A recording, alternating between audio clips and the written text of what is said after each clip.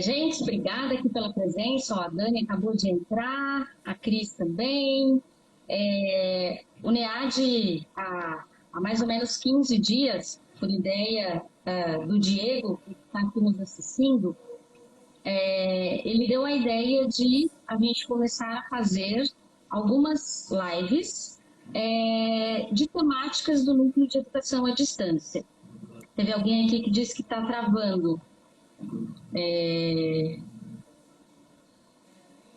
Aí vocês vão avisando aí que eu posso de repente ir em outro lugar, porque aí a conexão às vezes aqui que não é boa.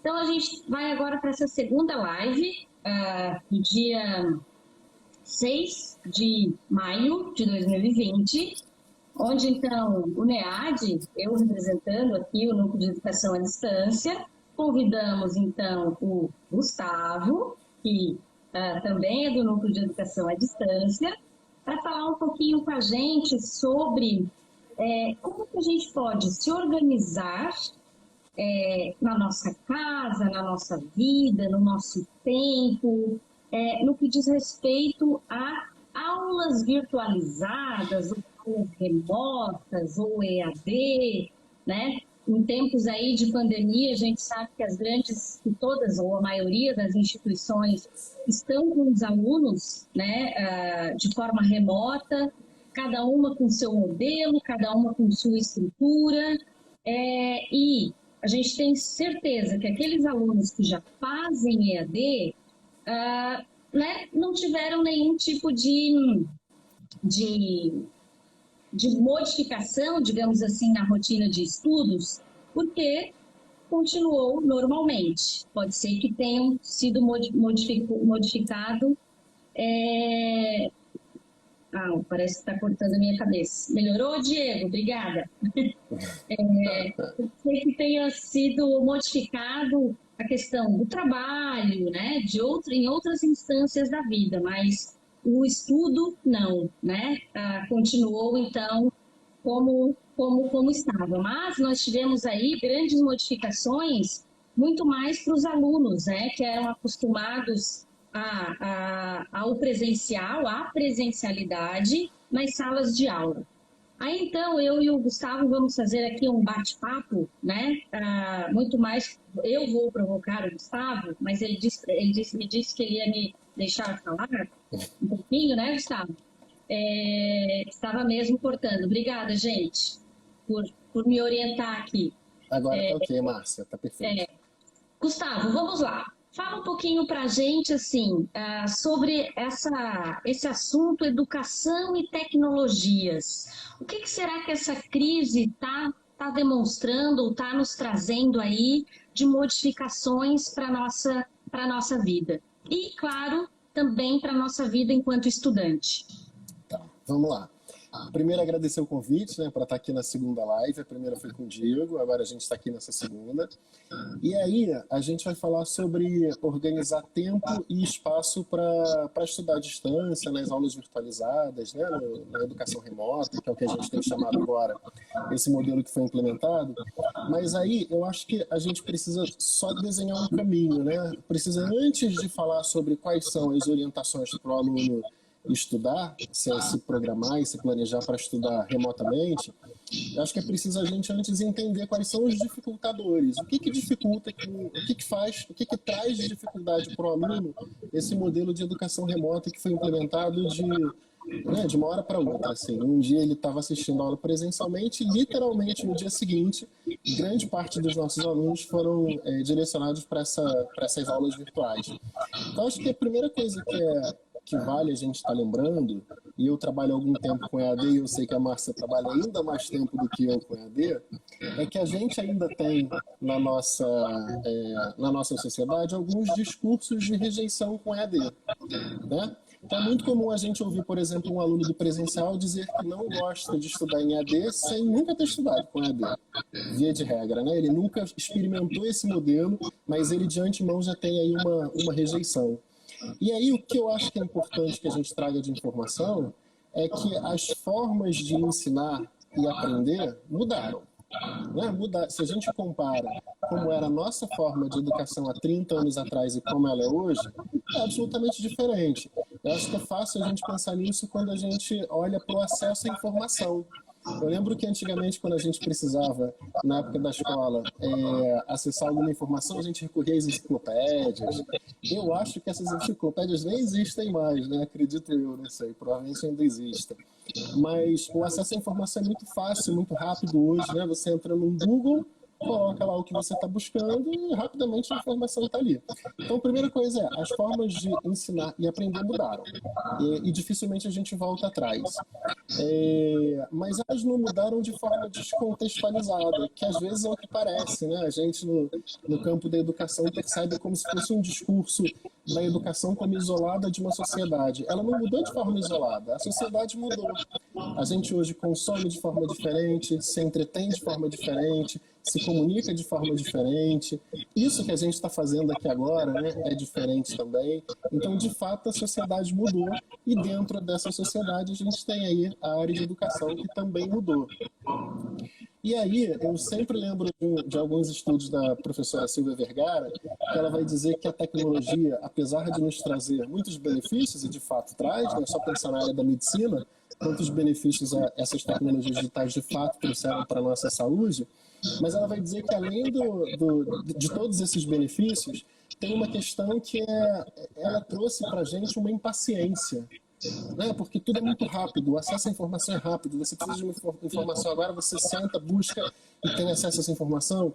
Eu preciso viajar para a Europa, você viaja para a Europa em 12 horas, 15 horas, sei lá, é tudo muito rápido hoje em dia. Então isso também nos traz alguns prejuízos, né? Principalmente para a gente que está no ambiente acadêmico. A gente às vezes pede para um aluno realizar um trabalho que demanda tempo, demanda esforços, demanda uma série de outras questões, e os alunos acham que vão realizar esse trabalho muito rápido, né? O que de fato não vai acontecer. Então, acho que esse é o primeiro ponto, né? A sociedade mudou e dentro dessa sociedade a educação também mudou. E aí, eu não sei, Márcia, como é que você percebe essa questão dessa rapidez de acesso à informação? Tá. Gustavo, é isso mesmo. A galera está dizendo que eu preciso botar no mudo aqui porque está tendo retorno. Tá. Eu tentei, não sei se deu certo. Está com eco no áudio, ó. Como eu percebo, né, Gustavo? Quando eu fiz ensino básico, a única fonte de informação era o quadro que o professor escrevia. No quadro a gente copiava no caderno. Ou eu ia até a biblioteca de uma escola pública estadual que pouquíssimos livros tinham.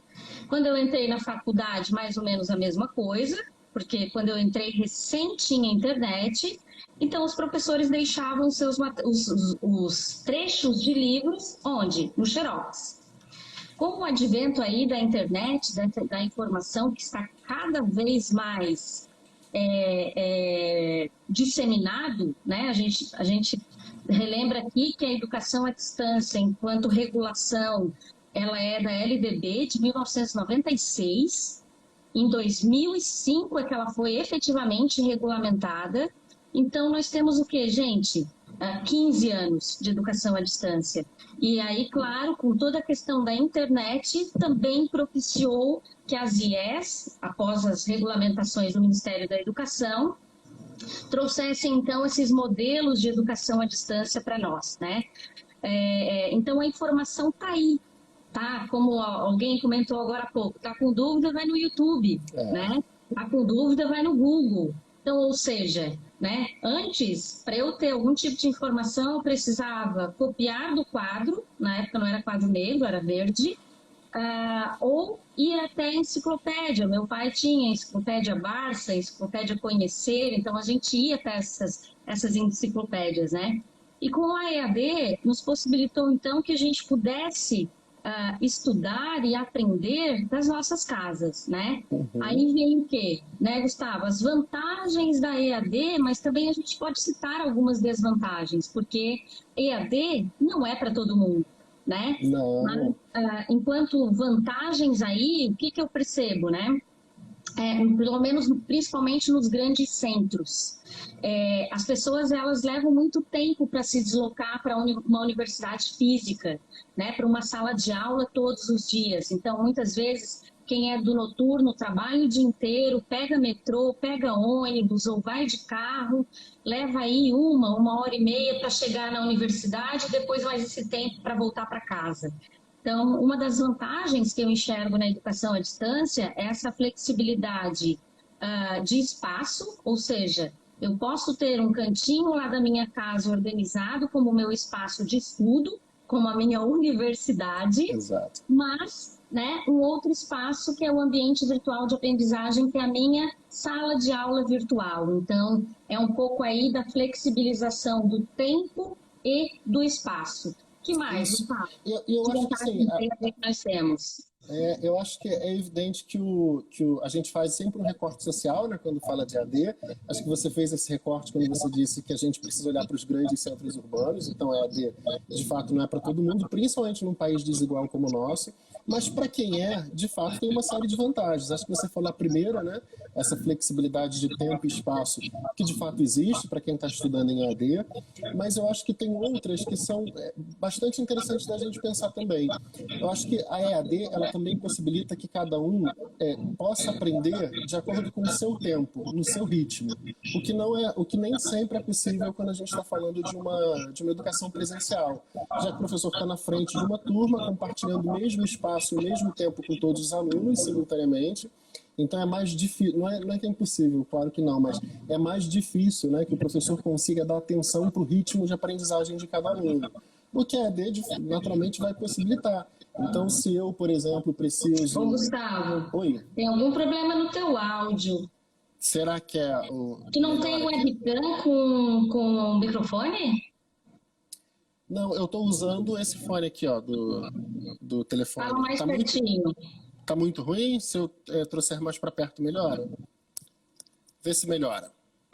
Gente, vê se melhora. Fala aí, Gustavo. Alguém me dá uma dica se melhorou.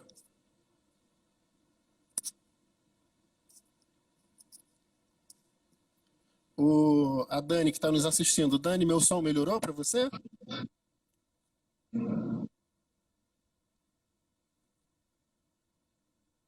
Ah, tá bom. O pessoal está dizendo que melhorou. Não tem problema, a gente fala assim. Então, só continuando o que estava falando, né? Acho que tem algumas vantagens que a gente precisa observar na EAD. Uma delas eu estava contando que é essa adaptação ao ritmo de aprendizagem do aluno. Então, por exemplo, se eu sou um aluno que preciso, por exemplo, fazer uma leitura, repetir uma leitura, ler um texto 2, 3 vezes, ou eu aprendo melhor assistindo um vídeo, ou eu sou um aluno mais visual e vou precisar aí de infográficos ou de informações de características mais visuais para aprender, a EAD contribui bastante nesse processo, né?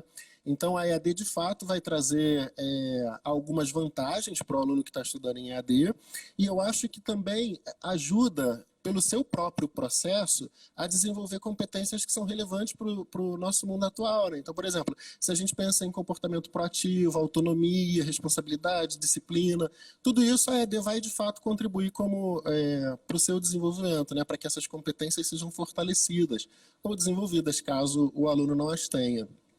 Uhum. Legal, agora eu vou aumentar aqui para Gustavo, a gente sabe aí que com a pandemia, né, do Covid, como eu falei no início, várias universidades de um dia para o outro, de uma semana para outra, para não deixar seus estudantes sem aulas, acabaram cada uma delas com suas metodologias, com suas estratégias, né, proporcionando aos estudantes, então, esse ensino e aprendizagem remoto. Né? A gente sabe que muitos têm dificuldades, muitos estudantes, principalmente aqueles, obviamente, do presencial, têm dificuldade de compreender esse modelo, né? Esse modelo virtualizado, esse modelo remoto. Por que você acha que os estudantes têm tantas dificuldades assim para se adaptar a um modelo que eu nem chamo de EAD, que as IES estão utilizando, né? Depois você pode até falar um pouquinho qual é a diferença entre um ensino e aprendizagem com um modelo de educação à distância, com concepções, pressupostos e teorias da EAD, e este modelo que as IES estão usando, que é um modelo mais de remoto, de virtualização, de transpor o que seria passado no presencial para uma webconferência de forma simultânea. Mas primeiro, assim, por que você acha que os estudantes têm tanta rejeição, principalmente esses que estavam agora há pouco na sala presencial e agora estão remotamente com seus pares e seus professores? Olha, eu acho, Márcia, que tem muitas razões para isso acontecer, tá? Eu acho que a principal delas é o nosso modelo de escolarização tradicional, né? Como é que a gente foi, de fato, educado ao longo da nossa jornada acadêmica, desde o ensino básico, passando pelo fundamental, até chegar no ambiente universitário.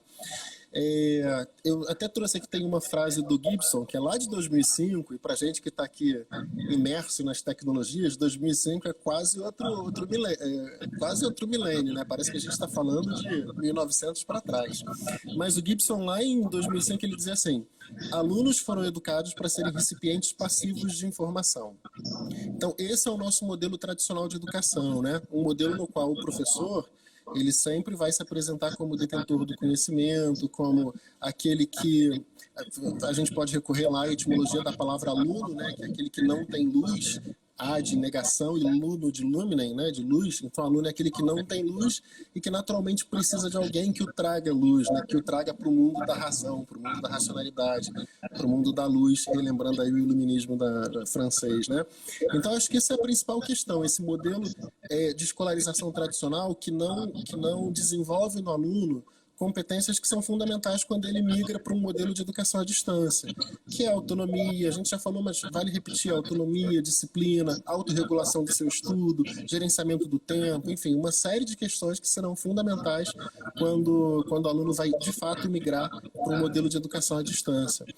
Tem outras razões, claro, que a gente pode citar. Então, a gente está muito acostumado hoje em dia a usar as tecnologias de informação e comunicação para entretenimento, né? Então, eu estou em casa sem fazer nada, eu acesso YouTube, eu vejo, acesso Netflix, eu uso essas tecnologias como um recurso para eu relaxar, para eu descansar, e fazer essa conversão de entretenimento para a educação não é tão simples quanto parece.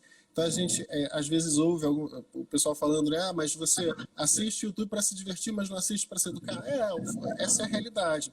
Então, a gente tem, de fato, uma dificuldade de fazer a transposição de uma coisa para outra. E quanto à sua outra pergunta sobre a diferenciação dessa educação remota para a educação à distância, acho que a primeira coisa que a gente tem que trazer é: educação à distância, ela é pensada para ser educação à distância, planejada para ser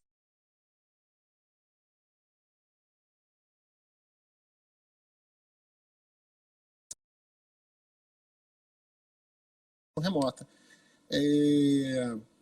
Outra coisa são o que você disse, as teorias de aprendizagem, né? Quando a gente fala em educação à distância, a gente traz uma série de teorias, cognição situada, aprendizagem multimídia, que não são teorias tão usadas assim na educação presencial. Então, tem aí o que a gente está fazendo hoje com os alunos é, de fato, uma educação remota, não é uma educação à distância. Uhum. Gustavo, eu também vejo que é muito difícil também para os professores dos vários níveis, né? Desde lá dos pequenos até o ensino superior, mestrado, doutorado, também romper com essa questão tradicional de eu sou professor e detentor do saber, e eu vou para a sala de aula despejar conteúdos nos alunos, né? Como se esse próprio conteúdo que ele despeja dentro de uma sala de aula presencial já está nos livros, nas bibliotecas virtuais, nos repositórios, nos vídeos. Então, também é difícil para os próprios professores romper com esse modelo. Primeiro que é cômodo para o aluno, porque ele senta na cadeira e ouve o professor, está entendendo ou não já é uma outra questão, e também é cômodo para o professor, porque ele teve uma formação disciplinar, né? Ele foi formado por disciplina, ele fez uma graduação, falando agora em ensino superior, em administração, em economia, em ciências contábeis, em várias áreas de conhecimento, fez um mestrado, fez um doutorado, todos disciplinares. Então, a maioria deles não tem formação pedagógica para ir além do despejamento de conteúdo. Então, também é algo que as instituições precisarão pensar de forma urgente, que são esses modelos, né, de professor com foco em conteúdo e alunos também querendo conteúdo, porque a gente vê, aí passando aqui para o nosso próximo tópico, a gente vê que os alunos muitas vezes eles rejeitam a EAD quando eles têm que ser responsáveis pelo seu próprio processo de aprendizagem. Então, eles não querem isso. Eles querem tudo pronto, eles querem tudo fácil, eles não querem trabalhos em grupo porque dá muito problema, é muito complicado, eu quero fazer sozinho. Então, muitas vezes, eles também vêm com certos preconceitos, né, com a educação à distância, né? O que mais pode contar para a gente sobre isso? O que os alunos eles pensam, como é que eles pensam que é estudar EAD? Então, aí para a gente não ficar num discurso do senso comum, que é natural quando a gente fala de AD, acho que vale a gente recorrer a algumas pesquisas, né? E o professor Vianney, ele fez um estudo que ele foi fazer uma pesquisa com uma série de alunos que estudam em AD. O nome do estudo é Considerações a respeito do autogerenciamento da aprendizagem.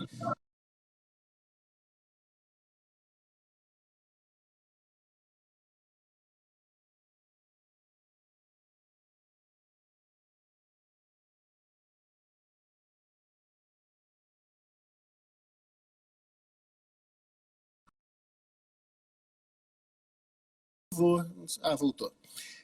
Então ele trouxe para a gente algumas descrições que são bastante conhecidas entre nós e que ratificam a nossa percepção, né? Então ele vai dizer: os alunos têm a sensação de que estudar em EAD, ou têm a percepção de que estudar em EAD é fácil, é cômodo, é mais econômico.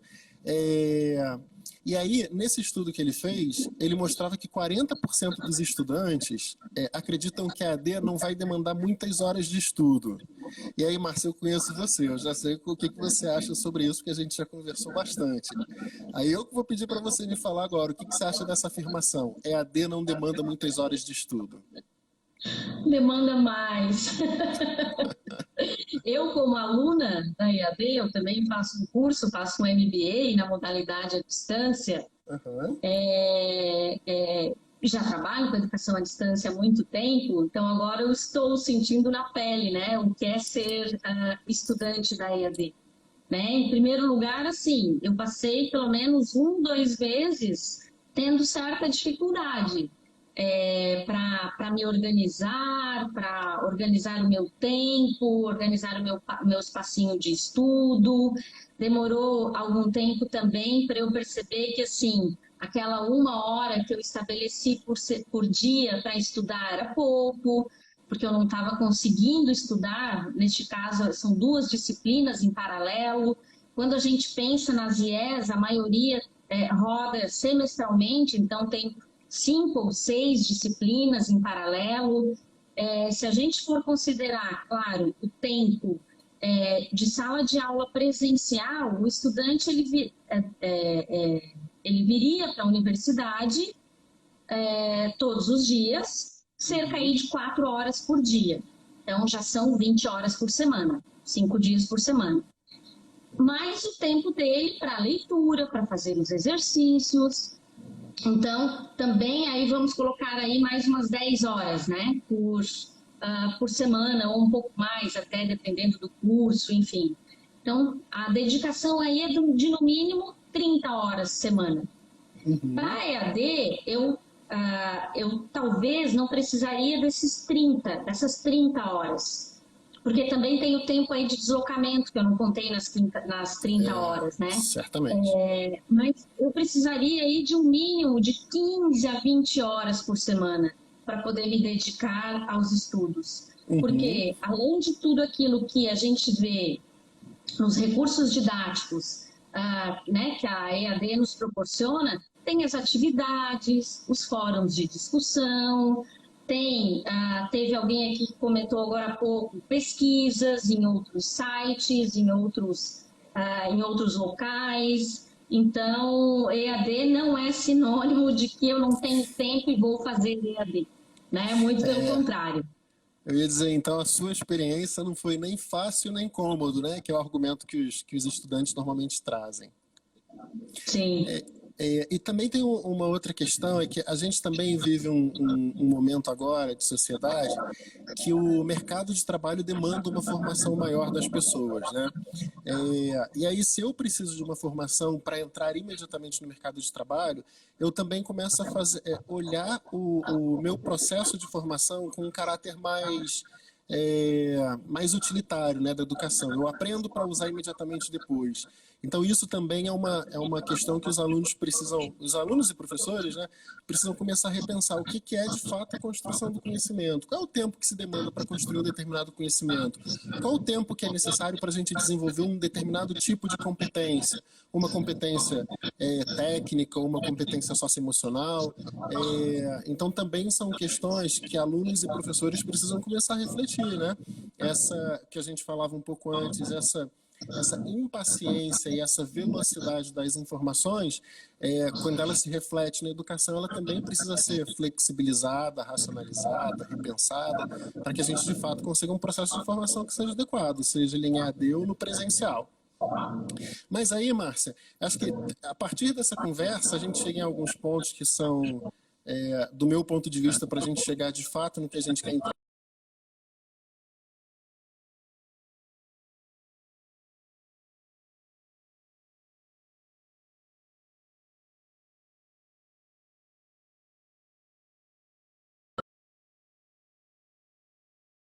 Que é fundamental que a gente falar quais são as características que um aluno precisa desenvolver para estudar em EAD.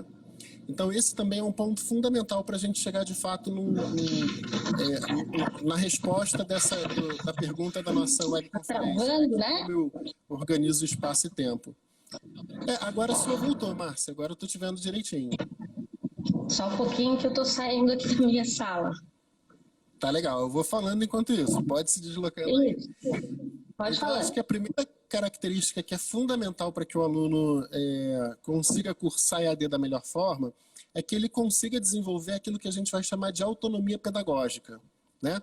Que tem tudo a ver com o que a gente vem discutindo no cenário educacional nesse momento. O que a gente fala hoje em dia sobre o aluno, sobre qualquer aluno? Que ele precisa desenvolver o seu protagonismo, que ele precisa desenvolver a autodisciplina, a autorregulação, a autogestão do seu tempo. Então, a autonomia pedagógica é justamente esse movimento que o aluno faz no entendimento do que ele precisa aprender e de qual é a forma que ele entende que ele vai aprender determinado conteúdo para desenvolver um conhecimento de uma forma que seja mais eficaz e eficiente para ele, né? Então, isso é o que eu particularmente vou entender como autonomia pedagógica. E aí tem alguma outra característica, Márcia, que você acha que é importante que esse aluno também desenvolva?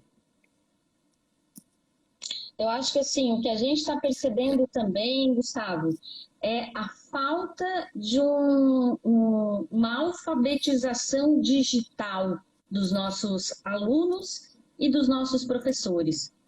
Por quê? Em sua maioria, eles usam, pelo menos os alunos, muitas redes sociais, né? Instagram, YouTube, mas é muito mais como entretenimento, não é como um espaço de estudo e de aprendizagem. Então, muitas vezes a gente vê aqui até alunos fazendo educação à distância que têm dificuldade, por exemplo, de organizar pastinhas no seu computador, uma pastinha para cada disciplina, inserindo lá todos os arquivos, dificuldade mesmo de fazer pesquisas, né? Vai lá no Google e coloca lá a temática e já acredita na primeira mensagem que vem, aí copia e cola para dentro da atividade. Então, isso gera o que a gente chama de plágio, né? Que é bem grave se apropriar aí de textos de outros autores sem referenciar e sem trazer a fonte. Então, a questão também da escrita, né? Eu acho que é uma competência que, independente do estudante da EAD ou não, é preciso escrever, e escrever muito. É preciso também ter competências de se defender ou discutir um estudo de caso, por exemplo, por meio de um vídeo. Hoje, a maioria já faz stories no Instagram, já tem um pouco dessa competência, então, mas daqui a pouco a educação também vai exigir, né? Eu, algumas vezes, por exemplo, no MBA que eu estou fazendo, a atividade deveria ser feita em vídeo. Então, isso também é uma competência que o estudante também precisa desenvolver. Eu acho que a gente tem um grupo de pessoas que vão ter mais facilidade, né? Era o que o Prensky chamava de nativos digitais, que é o pessoal que nasceu de 80 para cá. Eu estou nesse grupo, assim, na rabeira, né? Assim, nasci em 80, então o grupo que nasce de 80 para cá é um grupo que está mais imerso nas tecnologias e que foi socializado e se desenvolveu já com as tecnologias fazendo parte aí da sua realidade, mas de fato a gente tem um grupo bastante significativo de pessoas, né, que ou nasceram de 80 para cá, mas não tiveram acesso à tecnologia, que acho que isso também é importante a gente falar, né? Quando a gente pensa em tecnologia, a gente pensa muito na infraestrutura física, o aluno ter o computador em casa, ter o smartphone, mas eu acho que a gente também precisa pensar no acesso que ele faz desses equipamentos, assim, não só na tecnologia em si, a tecnologia por si só não é suficiente para desenvolver nenhum tipo de competência, mas o acesso que o aluno vai fazer dessa tecnologia. E aí eu concordo plenamente com o que você disse. Acho que a gente também precisa pensar em competência tecnológica, não só para alunos, mas também para professores, né? Acho que antes da pandemia, a gente tinha um estudo que mostrava que até 2023, mais da metade dos alunos de graduação vão estar estudando em EAD. Eu acho que a chegada da pandemia deve acelerar esse processo. Talvez a gente tenha esse mesmo percentual de alunos estudando em EAD antes do que estava previsto.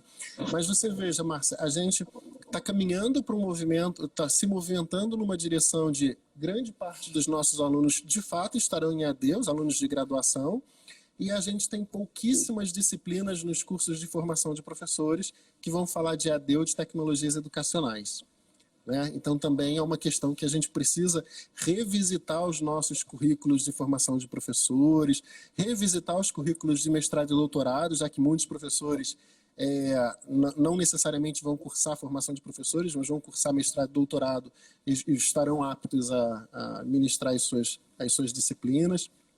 Então, acho que tem muita coisa aí nesse pacote que a gente precisa, né, olhar com carinho e com atenção. Sim. Na realidade, Gustavo, eu vejo assim que se a gente for efetivamente discutir sobre isso, a gente vai cair na conceituação do que é um currículo, né? Currículo tem que ser uma grade de disciplinas. Eu preciso efetivamente ter disciplinas, se a gente fala tanto no mundo interdisciplinar. Por que eu tenho professores especialistas em disciplina X, Y, Z? Né? Por que eu não posso ter um currículo que é formado por competências e ter um grupo de professores para trabalhar essas competências de forma interdisciplinar, onde o conteúdo ou a disciplina vai ser o meio para o alcance da competência, né? E não o contrário. Mas, voltando a uma questão que você comentou, assim, para o estudante ainda é mais fácil ir para a sala de aula presencial, sabe por quê? Porque, em sua maioria, a sala de aula presencial é tradicional, né? O estudante, ele senta e ouve o professor falar.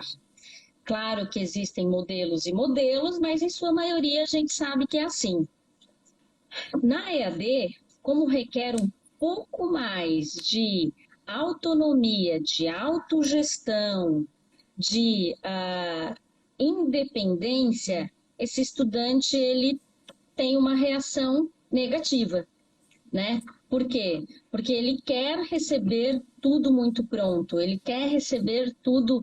Ele, por exemplo, muitas vezes aqui, né? Quando a gente chegou aqui no NEAD aqui da Unigran Rio, uma das principais reclamações dos alunos eram o quê, Gustavo? A falta de vídeos.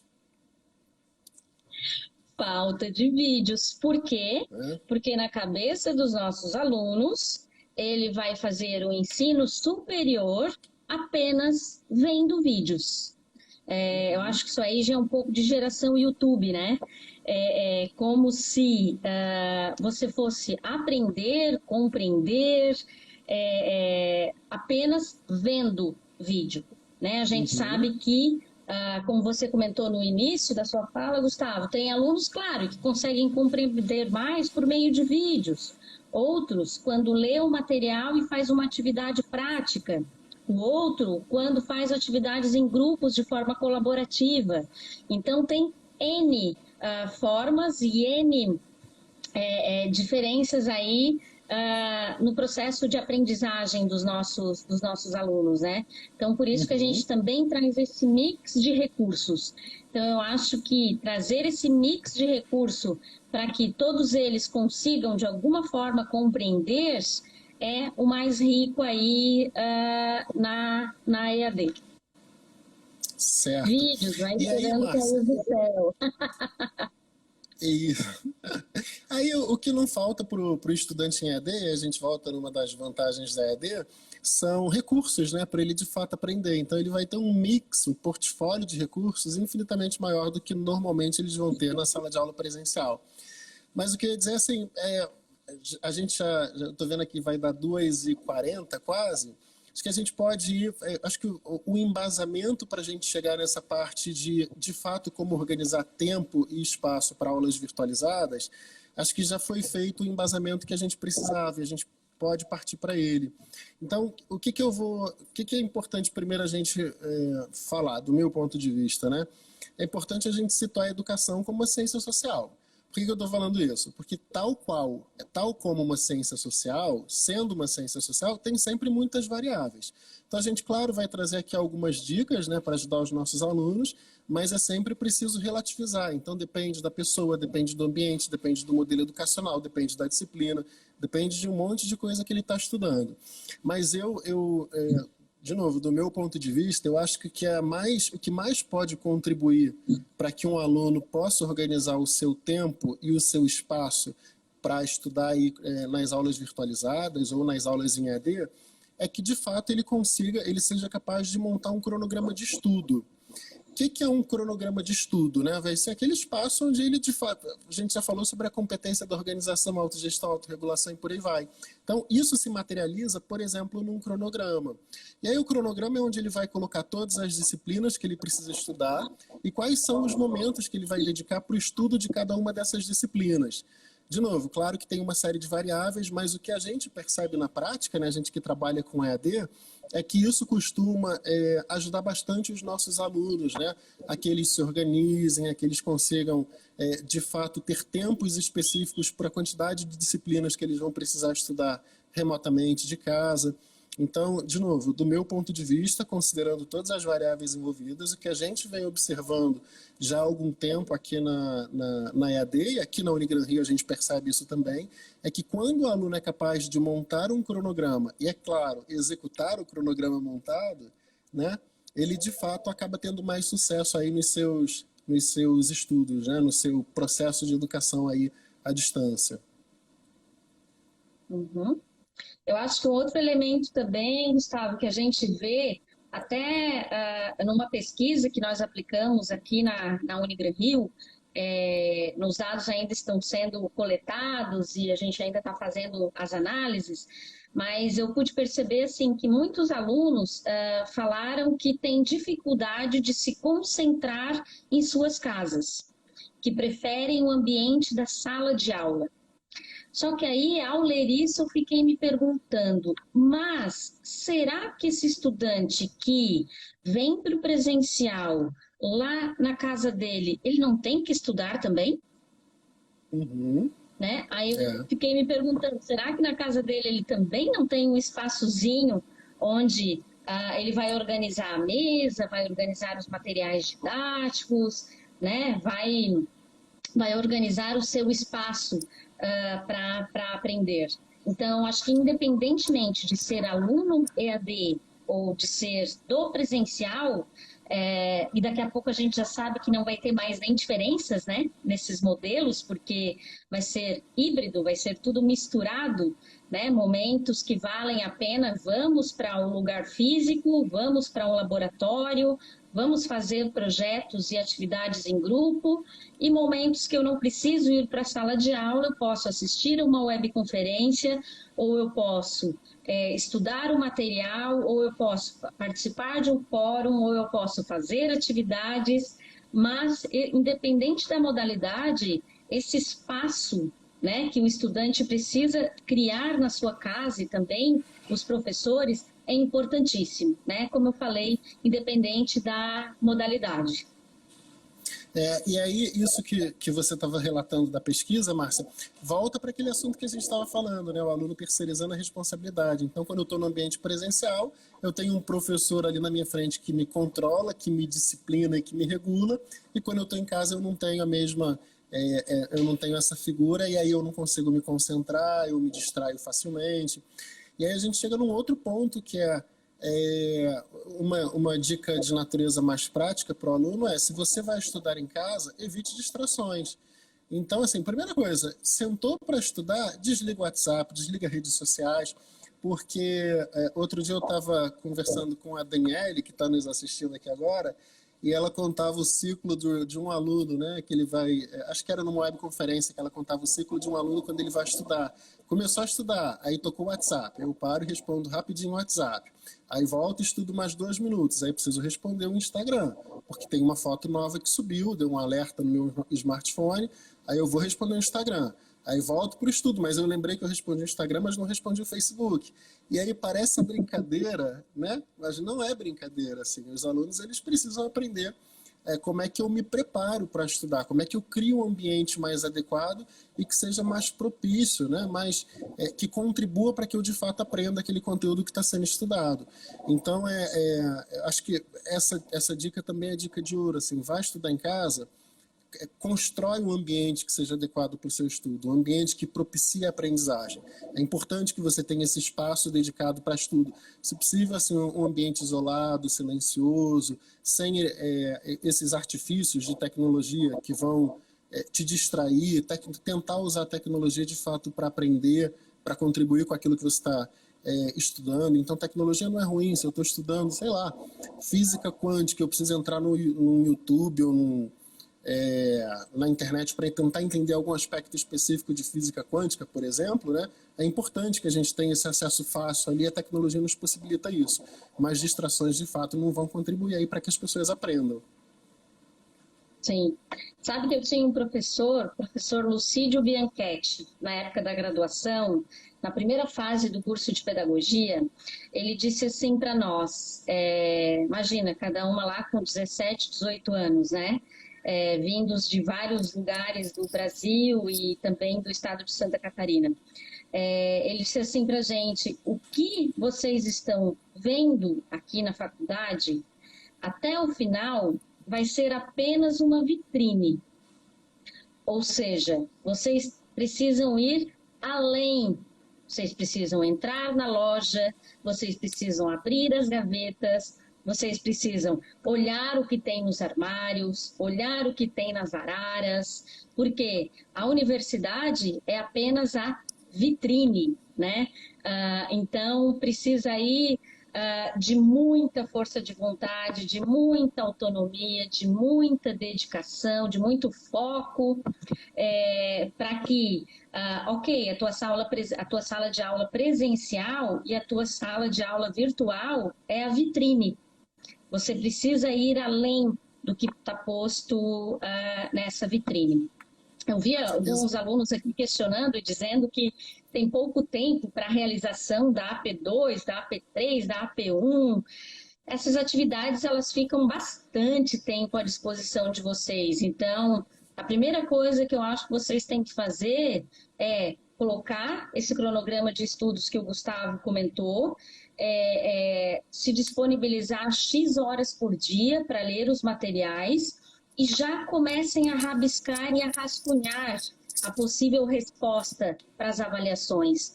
Ou seja, não deixem para a última semana ou para o último prazo para você fazer 5 ou 6 avaliações das 5 ou 6 disciplinas que você está cursando.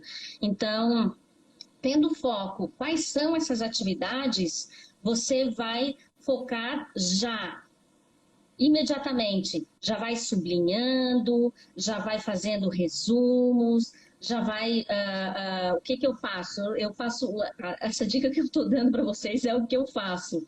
Então, eu já abro um arquivo lá no Word, eu já sei a atividade, então tudo que eu leio, opa, isso aqui vai caber aqui na questão X da atividade, essa daqui vai caber lá na questão Y da atividade.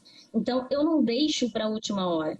Eu me preparo para fazer as atividades desde o início, desde quando a disciplina começa. Então, é importante ter isso, assim, em mente. E assim, gente, não é fácil. Alguém disse para vocês que seria fácil? Presencial ou EAD? Não é fácil. Então, é sim uma organização do tempo e do espaço que vocês precisam se dedicar para poderem terem sucesso. Seja presencial, seja EAD. Eu acho que uma outra questão que é importante é a gente gosta de alunos curiosos, né, Márcia? Aluno ele tem que ser curioso, ele viu, teve acesso a um determinado tipo de conteúdo, busca informação a respeito desse conteúdo, usa as tecnologias digitais que estão aí disponíveis para aprender, para se desenvolver, para contribuir com a sua formação, né? Sua formação pessoal, sua formação profissional. Então, isso é importante, que o aluno também seja curioso e não se restrinja ao conteúdo que o professor está entregando em sala. Tenta buscar outros conteúdos fora e trazer esses conteúdos para discussão. Então, na EAD vocês vão ter fórum, vocês vão ter espaços para webconferência. O que não falta são oportunidades para você trazer esses conhecimentos e discutir eles com os professores, com os outros colegas. Então, isso também é importante, né? A gente cultivar essa curiosidade, sabe? Desenvolver nos nossos alunos esse senso de curiosidade, de busca pelo conhecimento, de contribuição ativa no desenvolvimento das competências que são necessárias para a sua formação pessoal e profissional. Então, é fundamental também que os nossos alunos façam isso. Então, a gente tinha elencado 5 dicas, eu vou só falar de que eu estou vendo que está dando 2h50, só relembrá-las para os alunos que estão aí assistindo a gente. Então, acho que a primeira dica é o cronograma de estudo. Então, monta um cronograma, mas um cronograma completo, né? Com a disciplina, o tempo que você vai estudá-la, o momento da avaliação, quando você começa a cumprir a avaliação. Tem muito do que a Márcia disse, se a minha avaliação vai ser lá em maio, eu começo a fazê-la em março, 2 meses antes, né? Eu já vou trabalhando em cima dos conteúdos que estão sendo desenvolvidos. Então, número 1, elabore e cumpra um cronograma. Número 2, crie um ambiente de estudos adequado, que é o que a gente estava falando antes, um espaço silencioso no qual você possa se concentrar. 3, evita distrações. Então, o momento de estudar não é momento de falar no WhatsApp. Sinto muito, assim, aprendizagem demanda esforço. Eu sempre lembro que no passado, Márcia, tinha uns cursos que diziam que você aprendia inglês dormindo, ligava um cassete embaixo do travesseiro, uma fita cassete embaixo do travesseiro, e aí você ia passar a noite. Eu sinto muito dizer isso, não é verdade, né? Aprendizagem demanda esforço, demanda concentração. Isso não funciona. Então, por mais que a gente queira buscar formas simples de aprender, a aprendizagem não é simples. É um processo psicossocial, neuropsicossocial bastante complexo. 4, planeje-se e cumpra o planejado. Então, a gente às vezes também se depara com estudantes que se perdem em planejamento. Então, ele fica tanto tempo planejando e não cumpre aquilo que foi planejado. Então, é claro, planejar é fundamental, mas mais fundamental é que você cumpra aquilo que você, né, de fato planejou. E 5º, e também muito importante, pratica o conteúdo que você está estudando. Então, está estudando um conteúdo, faz atividades sobre esse conteúdo, busca mais informações sobre esse conteúdo na internet, se envolve com o conteúdo, cria uma relação com esse conteúdo. Isso é fundamental para que você, de fato, aprenda da melhor forma. Ok. Temos 5 minutinhos, Gustavo. Eu acho que assim, né? Como já aproveita aí, deixa uma mensagem final para essa galera que está nos assistindo. para a gente ir para as mensagens finais aqui da nossa live. Acho que para o aluno que já estuda em EAD, só agradecer ele estar assistindo a gente. Acho que ele, aos poucos, vai se ambientando ao modelo de EAD. E para o aluno que não é de EAD, do presencial que está estudando remotamente agora, o que eu diria para ele é assim, tenta curtir esse momento, assim, curta, né? Assim, vê como uma possibilidade de você desenvolver competências e conhecimentos de outra forma. É um momento difícil que está todo mundo passando, né? Acho que para todo mundo está sendo desafiador em algum aspecto. Para os nossos alunos do presencial está sendo desafiador migrar assim, para uma modalidade de ensino remoto, de educação remota de uma hora para outra. Mas aproveita, né? Curte esse momento, aproveita esse tempo aí que você tem para se interar com novas tecnologias para aprendizagem. Tá, legal. E eu, assim, como mensagem, tudo isso que a gente está passando vai servir para a gente sair de alguma forma modificado, né? Do que transformado, do que está sendo aí, o que está se passando, né? Neste mundo. E eu tenho certeza que muitos alunos e muitos professores também sairão dessas experiências de educação remota, dando um pouco mais de valor à EAD, né? Percebendo que elas conseguem sim aprender, que elas conseguem sim praticar, que elas conseguem sim trocar ideias com os colegas, que elas conseguem sim ter contato com os professores, de pijama e de pantufa na sua casa, não precisando, né, sair, pegar um ônibus, pegar um carro, pegar um metrô para ir até a universidade. Então, eu acho que vai ser aí um grande aprendizado para todos nós, para todos. Nós da EAD, que trabalhamos na EAD, mas também e principalmente aqueles mais apegados à modalidade presencial. Então, eu acho que o que vai sair daí é aquilo que a gente chama de híbrido, né? É trazer o melhor dos dois mundos, o melhor da modalidade EAD, o melhor da modalidade presencial para os momentos que efetivamente valem a pena estar juntos, sem aglomeração, porque eu acho também que toda essa pandemia vai levar, vai nos dar alguns desafios nesse sentido, que quando voltar às aulas, eu não sei se as pessoas vão querer ficar muito perto umas das outras dentro da sala de aula, porque é aglomeração. Eu acho que vai acabar rapidinho, Márcia, que faltam só uns minutinhos aqui. Ah, não, ainda não.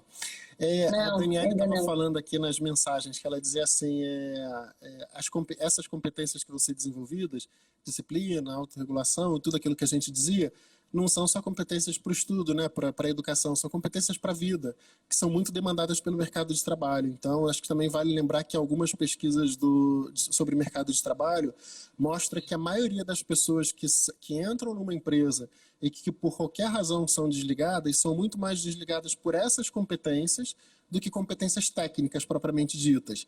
Então, via de regra, a pessoa sabe desempenhar a atividade, mas ela não tem disciplina, não consegue se autogerir, e aí é isso que isso provoca muito mais o desligamento das pessoas das companhias, né, das empresas, do que propriamente razões de natureza técnica, né, conhecimento técnico do trabalho que ela vai desenvolver. Alguém falou aqui que EAD não é para os fracos. Na realidade, EAD é para todos, mas efetivamente não é para aquele que vem para um ensino superior, vem para EAD achando que é fácil, achando que é moleza e achando que vai passar e tá tudo certo, né? A Tatiane voltou, ó. Diz ela que o Bradesco estava ligando para ela. Que bom, Tatiane.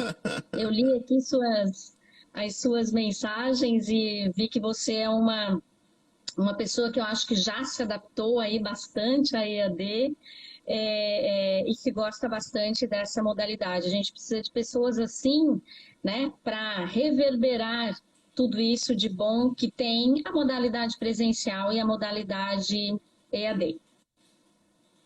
É isso? É isso, Gustavo. Fechamos? É isso, Márcia. Obrigado pelo convite de participar aqui da live. E acho que a gente está aqui disponível também, né, para o pessoal daqui da Unigran Rio que quiser depois conversar. A gente está sempre disponível para conversar. Dona Arlete, muito bem, também gosta. Dona Arlete vinha nos visitar, às vezes, aqui no NEAD, né, Dona Arlete? Logo, logo isso vai passar e você vai poder vir aqui novamente conversar com a gente, tirar suas dúvidas, porque a gente sabe que sim, tem todo esse, muitas vezes, esse apego, né, presencial. Então é isso, gente. Essa live ela vai ser né, gravada. A gente vai disponibilizar lá no nosso novo canal do YouTube, nead-unigran Rio. Sigam a gente lá. Eu estou virando a própria blogueirinha mesmo, né, Gustavo? Como diz você. E na semana que vem a gente tem aí uma nova live que logo, logo a gente vai disponibilizar para todos essa temática e vocês também podem falar para a gente